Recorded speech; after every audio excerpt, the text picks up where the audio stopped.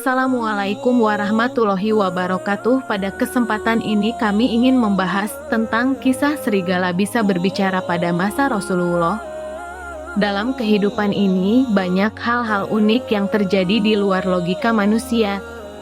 Meskipun hal tersebut hanya sebagai konsumsi anak-anak yang notabene-nya dongeng. Namun, berbeda halnya ketika dikaitkan dengan baginda Rasulullah. Segala hal yang mustahil akan mudah ditepis ketika berkenaan langsung dengan Rasulullah. Itulah salah satu keistimewaan Rasulullah. Namun dalam kisah ini bukan serigala yang berbicara langsung dengan Rasulullah, tetapi dengan orang lain sebagai jalan petunjuk menuju Rasulullah dan jalan mendapatkan risalah Rasulullah. Dengan merenungi kisah ini, kita akan semakin sadar bahwasanya bukan hanya karena faktor serigala bisa berbicara, namun keheranan serigala itu sendiri dengan sikap manusia pada masa itu yang hidup bersama Rasulullah. Bagaimana kisahnya? Dikisahkan bahwa pada masa Rasulullah, seorang penggembala dari kalangan Yahudi sedang menggiring kambing-kambingnya menuju sebuah padang rumput. Ketika si penggembala tengah lalai dari gembalaannya, seekor serigala dengan sigap menerkam satu ekor kambing yang lepas dari kerumunan lalu membawanya lari. Lantas ia segera mengejar serigala tersebut dan menakut-nakutinya dengan ayunan tongkat. Domba yang menjadi buruan serigala tersebut bertubuh gemuk dan sehat, sehingga hewan karnivora ini merasa agak kesulitan membawanya kabur. Di samping itu, sebuah keuntungan bagi sang penggembala untuk mengejarnya. Penggembala tersebut pun menarik paksa kambing itu dari cengkeraman serigala. Sementara itu, serigala terdiam karena buruannya berhasil direbut kembali oleh penggembala tersebut. Serigala itu duduk di atas ekornya sembari terus menatap si penggembala Yahudi.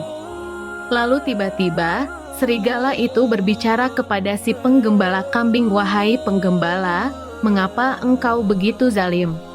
Tidakkah kamu takut kepada Allah? Kamu telah merebut rezekiku yang Allah tetapkan untukku hari ini." Si penggembala pun begitu kaget dan terkejut mendengarnya.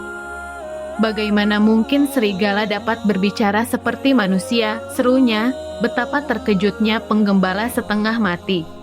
"Mengapa engkau melihatku terheran-heran? Harusnya engkau tahu, ada sesuatu yang lebih mengherankan daripada seekor serigala yang dapat berbicara," sahut serigala. "Apa itu?" tanya si penggembala. Lantas serigala itu menjawab, "Maukah kukabarkan kepadamu sesuatu yang lebih menakjubkan dari ini? Terdapat seseorang bernama Muhammad yang tinggal di Yatsrib, dalam kurung Madinah, yang Allah utus untuk sekalian alam. Ia mengabarkan kepada manusia tentang berita-berita dari umat terdahulu. Namun, banyak orang yang justru membangkang dan enggan beriman kepadanya." Serigala itu pun lalu pergi meninggalkan penggembala tersebut. Sementara si penggembala kembali mengumpulkan hewan-hewan ternaknya. Ia bertekad ingin membuktikan kebenaran ucapan serigala tersebut. Lalu pada keesokan harinya, penggembala itu bertekad pergi menuju kota Madinah. Ini bertujuan untuk bisa menjumpai langsung sosok yang diceritakan oleh serigala tadi. Begitu tiba di Madinah, ia pun segera mencari tahu keberadaan Nabi Muhammad sesudah bertanya pada sejumlah warga setempat. Si penggembala segera menemui Rasulullah seraya bercerita tentang pengalamannya yang ajaib bertemu seekor serigala yang bisa berbicara.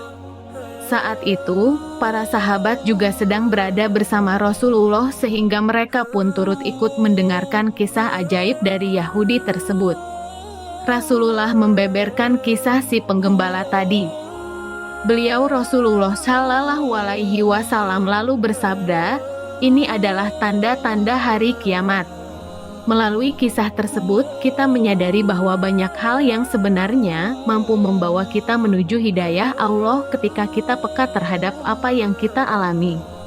Dalam kisah di atas juga mengajari kita bahwa bukanlah sebuah keheranan ketika kita mendapatkan hewan yang dapat berbicara. Namun yang lebih mengherankan adalah ketika bukti kerasulan sudah nyata.